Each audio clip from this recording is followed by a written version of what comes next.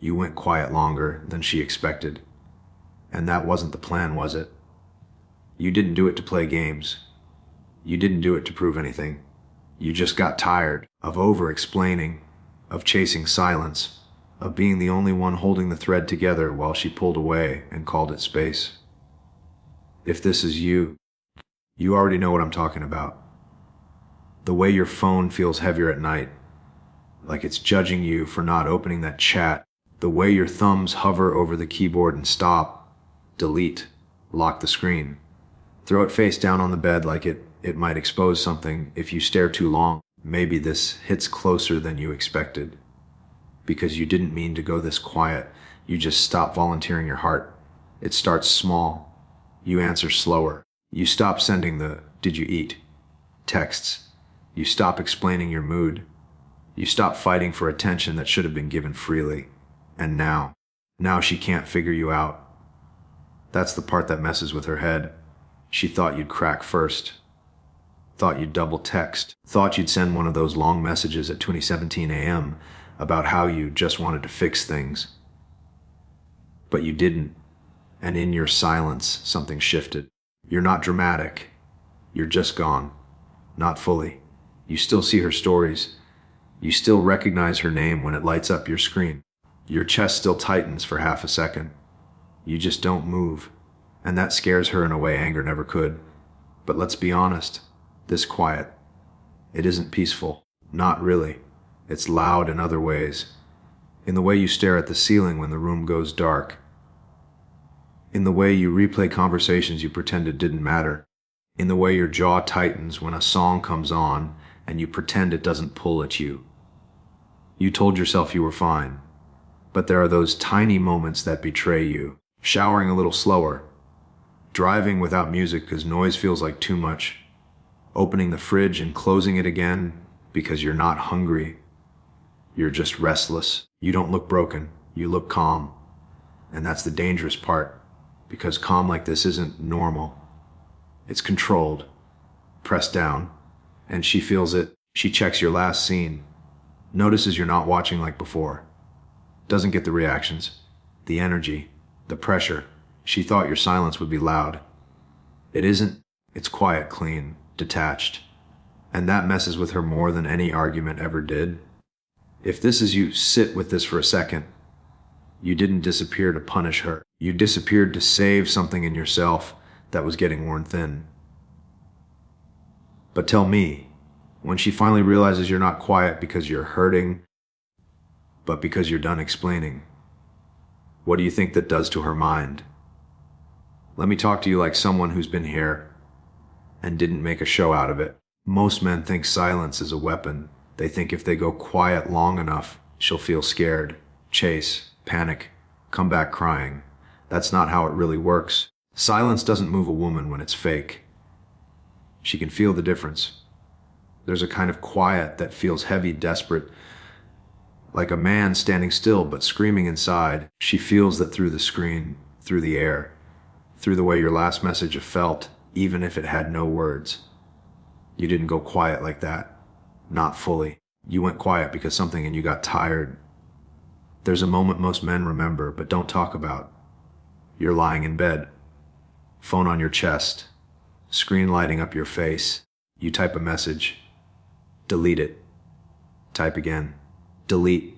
Not because you don't know what to say, but because you finally realize it won't land where you need it to. That's the turning point.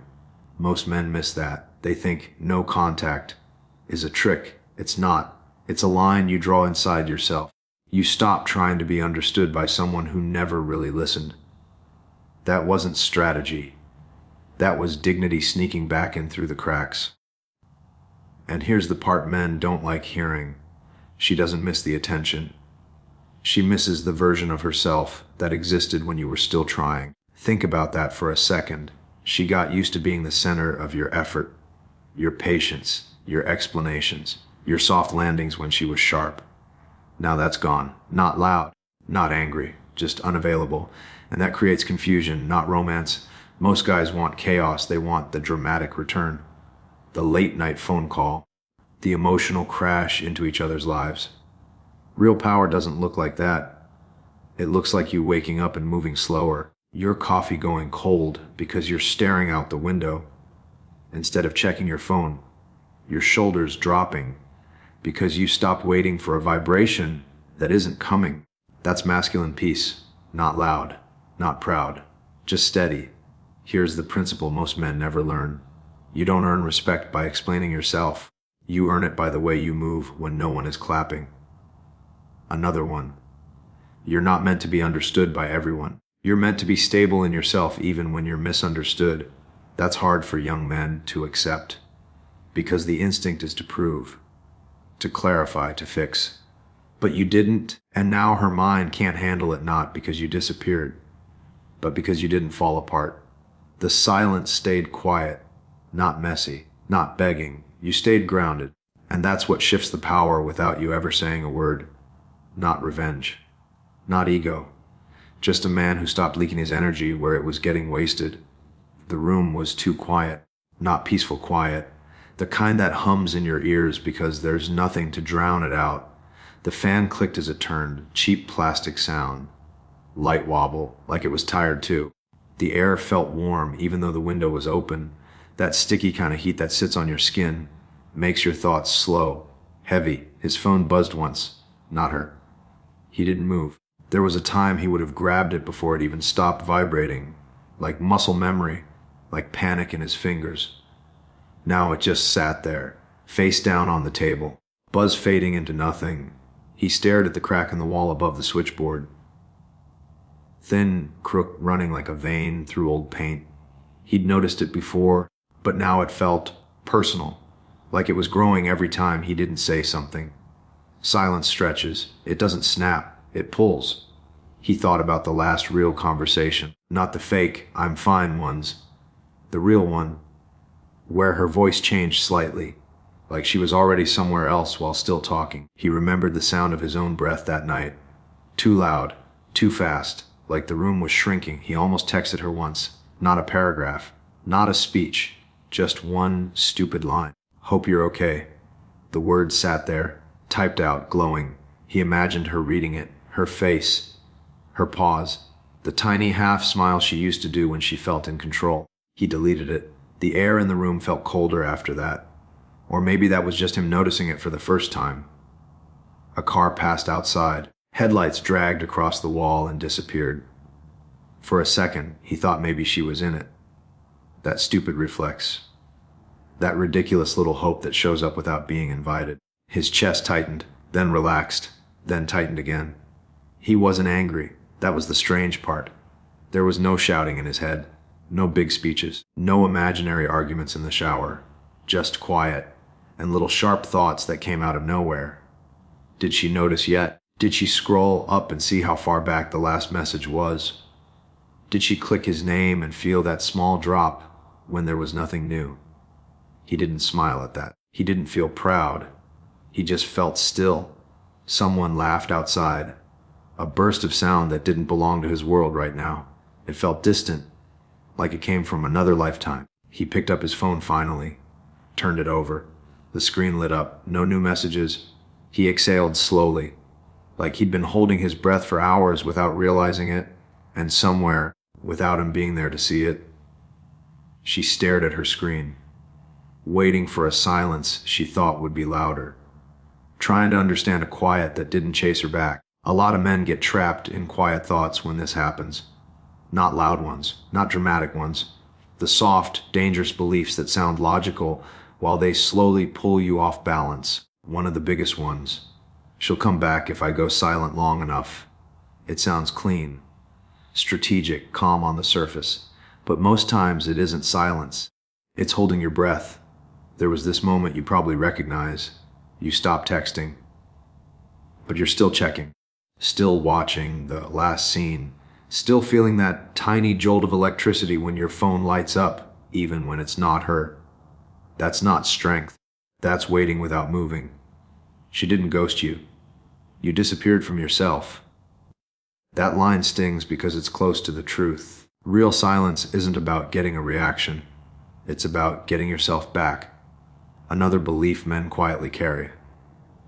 If I explain it better, she'll finally understand. You think there's a perfect sentence, a perfect tone, a perfect message that'll make her stop, pause, and suddenly see you fully. But here's what usually happens in real life. You type, you send, she reads. And the gap still stays. Not because you were unclear, but because she was never really listening at the level you needed. You don't lose her. You lose your own presence. That's what hurts. Not the distance between you and her. The distance between who you were and who you started shrinking into to keep her comfortable. Then there's this quiet poison of a belief. If I stay strong and don't react, she'll respect me. That one looks disciplined, masculine, controlled. But sometimes you're not being strong. You're just freezing your own feelings to avoid being seen. You stop reacting. You stop sharing. You stop soft parts of yourself that weren't weak, just honest.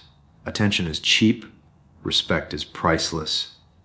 But real respect doesn't come from being untouchable. It comes from being steady and real without begging to be understood. Think of a small memory. You're sitting somewhere alone, maybe on the edge of the bed, maybe in the car before turning the key, and you realize you didn't miss her in that exact moment. You missed how you used to feel before everything became calculated. Lighter, clearer, unashamed of caring. That's the part no one talks about. Silence isn't supposed to be a cage. It's supposed to be a doorway. Not back to her, back to you. And when you start feeling that shift, that quiet realization that you don't actually want the old version of the dynamic back, that's when you stop going quiet to be noticed and start going quiet because you finally understand yourself. This is what he understands. Silence isn't a move. It isn't strategy. It isn't a test. It's a place. Most men think going quiet is about control, about making someone feel the gap, about forcing a reaction that proves they mattered. The 1% headman doesn't think like that. He doesn't need proof through reactions. He doesn't need to see confusion on someone else's face to feel solid in himself. He feels the urge. Of course he does.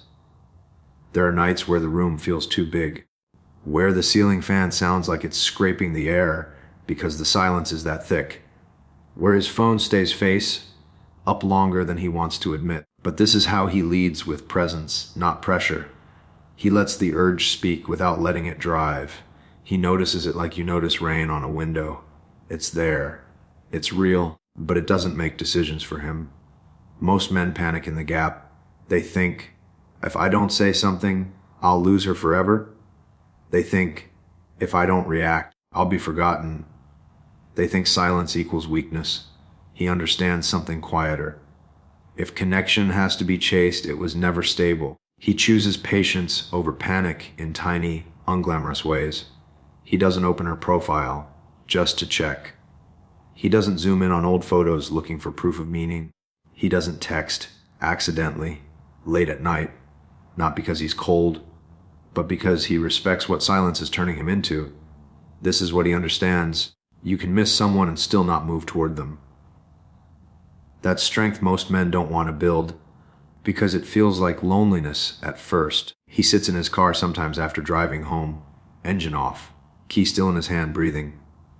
Not daydreaming, not spiraling, just learning how to exist without reaching. This is how he leads, with presence, not pressure. He doesn't make announcements. He doesn't try to look unbothered. He just stops leaking. He gives his energy structure, uses it on work, on his body, on things that don't disappear when they get difficult. Here's something most men never realize. The power was never in being remembered. It was in being rooted. He doesn't need her to feel his silence. He needs himself to trust it. And when she eventually feels the change, the unfamiliar calm, the lack of chaos where noise used to be, he isn't waiting for her confusion. He's already steady. This is what he understands. You don't stop chasing her. You stop chasing validation. And the world moves differently around a man who isn't hunting for proof that he matters. He understands that real masculine power isn't loud. It doesn't threaten. It doesn't perform. It simply stands and stays. The sink wouldn't stop dripping. Tap, tap, tap. Each drop louder than it should have been. He stood there, hands on the edge of the counter, staring at his own reflection in the dull glass of the kitchen window. Not really looking at his face, more like looking through it, like he was trying to remember who used to live behind those eyes. A flash of her laugh. Too sharp. Another memory. Him apologizing for something he didn't even mean. His jaw tightened, he felt it then. Not anger, not hate, something quieter, heavier, clarity. The phone buzzed on the table behind him. He didn't turn around. Not right away. For the first time, he didn't feel pulled by it like a hook in his ribs. He reached up, turned the tap off. The silence afterward felt huge. Inside his chest, a line moved without sound. A thought that didn't beg, didn't shake. I don't have to shrink to be kept. The words didn't echo. They didn't need to. He picked up the phone, then set it back down. Untouched. And in that small, quiet kitchen, he stood a little straighter. Not to impress anyone, not to be seen, just to finally stop breaking himself. You didn't go quiet to punish her. You went quiet to stop bleeding out in silence. That matters. The nights still get heavy.